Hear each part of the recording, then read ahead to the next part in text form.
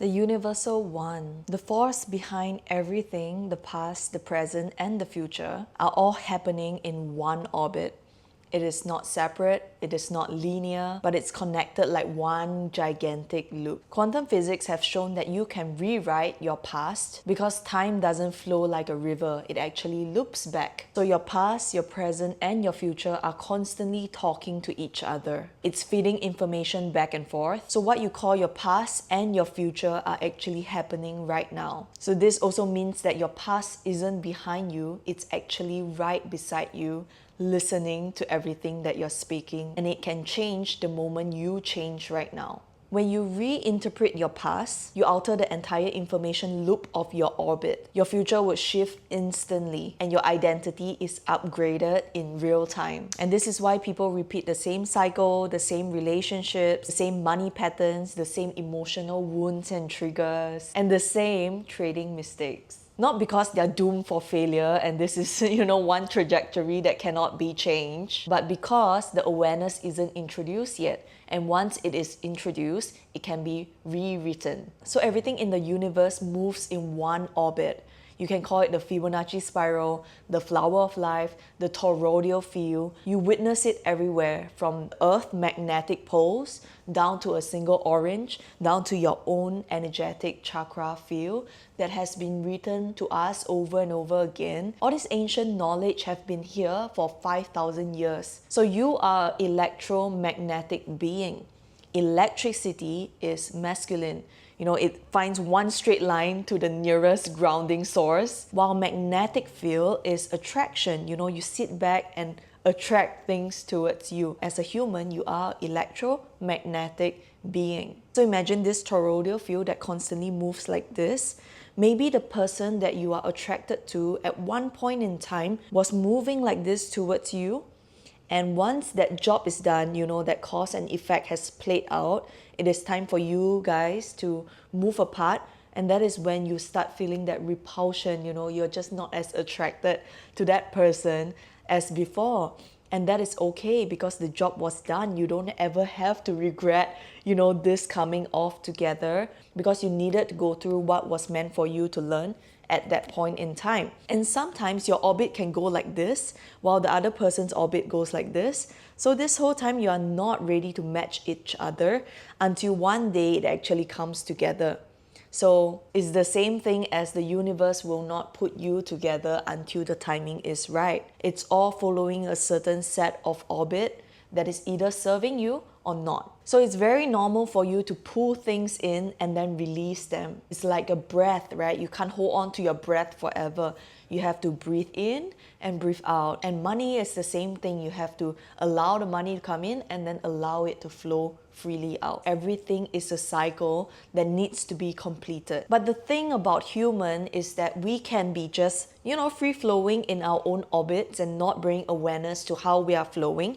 Or we can choose to be aware and choose how we are flowing in the grand scheme of things. It's just like the planets. All of the different planets have their own orbit, and sometimes they clash and sometimes they collaborate. As above, so below. So you have your own timeline that's happening, and the Earth has its own timeline, as well as the Sun, as well as all the different planetary movements there are. So I do believe that the movement of whatever that's out there, in the above, is something that can affect our internal state. Before you get too skeptical about this information, remember, millionaires do not believe in astrology, but billionaires do. But of course, everything in balance, right? There's a 50-50. In Chinese, we call it the Ming Yun. Ming is what is given to you, and Yun, which is luck, is things that happen to you. One can be controlled, and one cannot be controlled and can be accepted.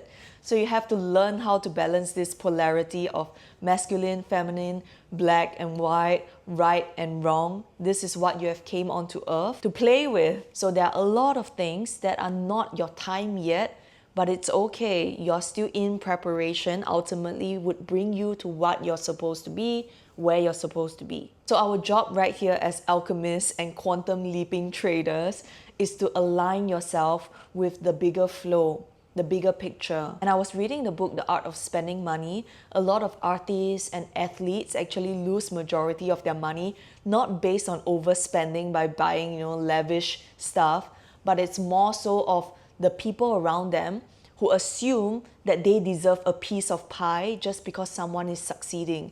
Like, okay, this is not just his money anymore, it's grandpa's money, it's buying the new house for your fifth cousin, who automatically expect, one family member who's winning to cover everything else for everyone else. And a lot of times that is the reason why people go back to zero, because their surrounding is not supportive of everyone else winning together. It's as if someone is winning, it means that someone else is losing, and that's why you need to take care of that person. He's losing because of your winning. It's back to that zero-sum game. And if someone is taking more, it means that someone else is getting less. But remember, we are printing money every single day. The amount of money in circulation is increasing as we speak. So coming from a middle income household, growing up, my mom would always pay for everyone else because she is the one that's making a bit more money. But the thing is, she's actually a single parent with 3 kids. But because her siblings did not go through proper education, she felt obliged to pay for all of their meals. That really gave me the mindset that whoever that is doing better is naturally needing to take care of people who are not doing as well. But that really throw you back into that spiral of like, okay, they're broke and therefore I must pay for them. And then it reiterates back into your mind that that person is broke. And then that person receiving the free meal is also like, I am broke. From young, I did not like to see that because innately, I just don't feel that it's right. Everyone has the same opportunities to make the money that is needed for them. So I changed this by paying for the meals of people who are making more money than me. If someone is making more money than me, it means that by them sitting here having a meal with me, they are losing money. And secondly, it means that they can teach me something that I'm not implementing yet. And thirdly, it instantly shows abundance. When you signal to someone rich that you value their time, you show that wealth is normal for you. And when people feel valued, they naturally want to give you value. So it creates a friendly competition between you and your friends where you're like, hey, whoever that's winning more naturally gets the free meal. And they continue their winning streak of abundance. And by you giving, you kickstart your own flow of abundance. So everyone gets to sit in this abundance frequency and no one is thinking of anyone else as less than their full potential. So the next time you treat someone who is making more money than you, it's sort of like a little sting for you to get you together. Because everything can be controlled. When you put yourself in that mindset, you start thinking of different ways to win. And then suddenly there's so many people around you that are more abundant, because they start showing themselves. A lot of times people are hush-hush about how much they're making because they're so afraid of being taken advantage. But the thing is, would you rather get a handout, a fish for a day, or would you rather learn from them how to fish? So the person who is constantly asking for handout, sooner or later you'll realize that you don't have much friends left. Everyone is trying to take advantage of the rich. Like no one is trying to treat them a meal. Right? So the moment you are just stepping out of that 99%, that mindset, naturally people want to be around you. And if the average 5 people around you are all winners, who do you think the 6th person would be? So now, to build your new identity, you must rewrite your past. With this new awareness and this new attitude for life, how would you rewrite things that you used to do into a better feeling place, into a more abundant awareness type of avatar? Because your past is the same part of the orbit that connects to your present and your future. You first have to learn how to face your past as a new observer, as this new avatar right now. And this is when trading becomes powerful. So many people just want to avoid their losses and not look at it again.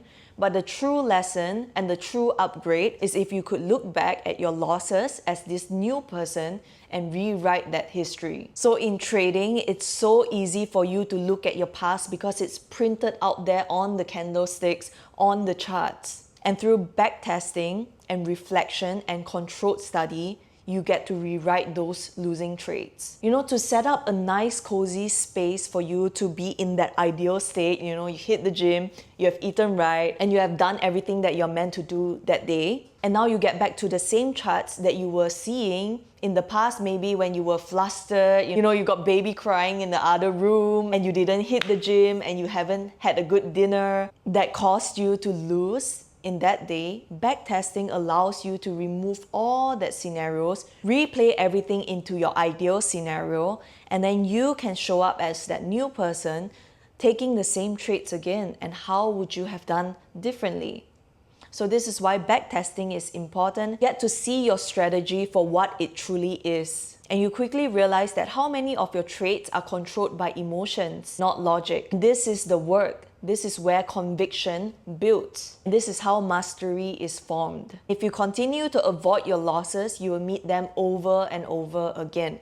To truly shift your orbit, you have to face them as the new person you are today, not tomorrow, not next year, but right now. So as you move forward after this video, remember this: you are not a linear being living in a straight timeline. You are an orbital being moving through cycles, rhythms, and phases. Your past, present, and future are not separate chapters. They are one interconnected loop of information that's constantly feeding each other. So what looks like failure is simply just misalignment, and you can easily change that orbit, change that alignment into something that you feel better about. Everything in your life, from your relationship to your money habits to even your opportunities and your traits, everything is following the same rhythm: inwards, outwards, expansion, contraction, alignment, and realignment. If you don't like the orbit that you're in, simply shift it, because the universe responds instantaneously to a new frequency. It doesn't lag, it doesn't wait for something else to happen. You just have to shift. So your new timeline starts now. Rewrite your history of losses into history of wins. And that is how you can continue to attract more wins with this new avatar that you have been practicing over and over again. So thank you all so much for watching this video. I'll see you guys in the next one. Bye.